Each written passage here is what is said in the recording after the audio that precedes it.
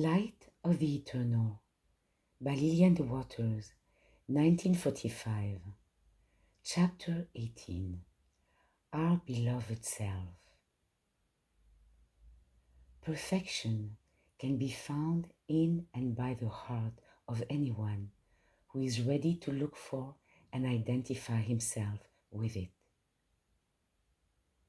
Seeing reality by reality, purity by purity, we know our consciousness to be our only world.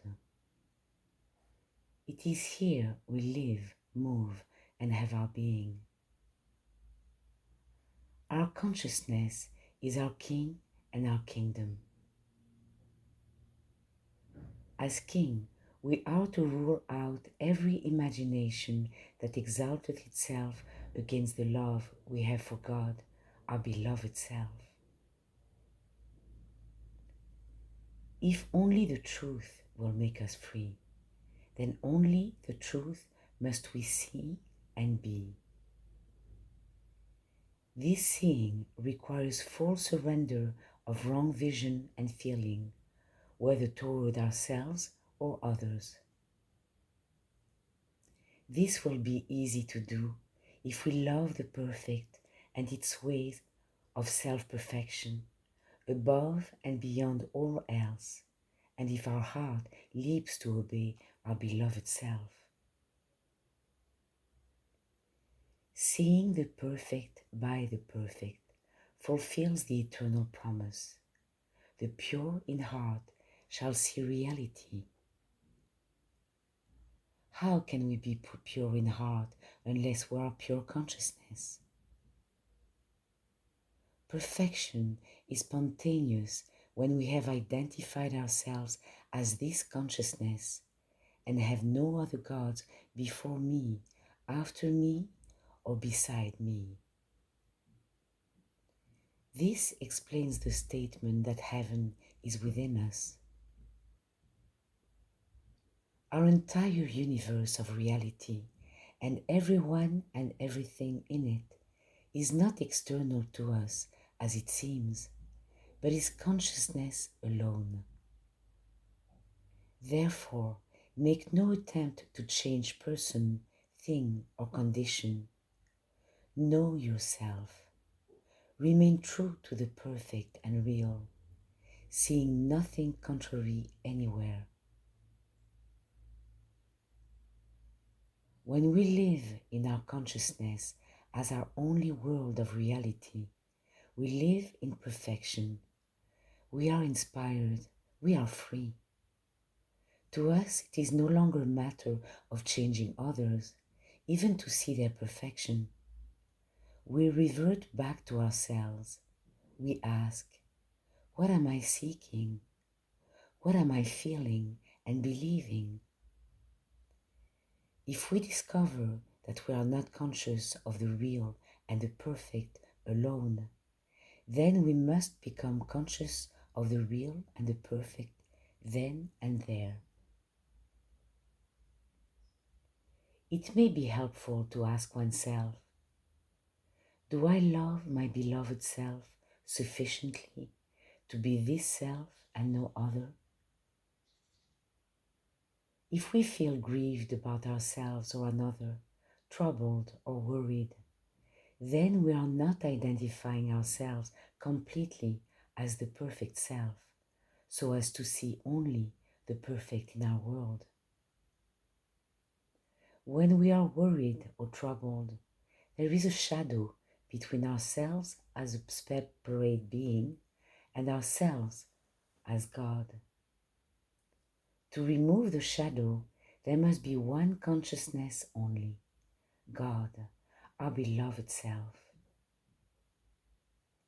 Our concern should never be about another, but only that we see no evil in our world, no iniquity.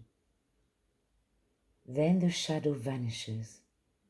Our peace pathos understanding, our heart and mind are at rest. When we hear again of the other, it is good tidings. Quote, thou art of purer eyes than to behold evil, and canst not look on iniquity. Habakkuk 1:13. In the past, we may have thought of God as in heaven, as something called divine mind outside of us, or some being other than our own. Now, in this age and day, we know God to be our beloved self, our perfect life, mind, being, our pure consciousness. We know now that we ourselves are the one who must be of purer eyes than to behold evil. To the extent that we are able to do this, we live in heaven. Our world is one of peace, happiness, and blessedness. Those who think it to be too difficult a thing to do, to behold no evil, are thinking with a mind of their own. Human reasoning is the beggar's rags. The heart can see that it is possible. It is the way. Where is the God of the Old Testament, and where is the God of the New? Where is Moses? Where is Jesus? And where is Christ? What is God now and today? By this time, you should be able to answer these questions for yourself. Who is the eye that will make darkness light and crooked things straight? You and I are the eye. What is nearer than our breathing, closer than our hands and feet?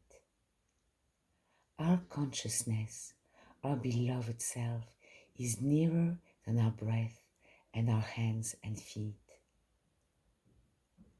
Our consciousness we have with us always. It is we who separate ourselves from it.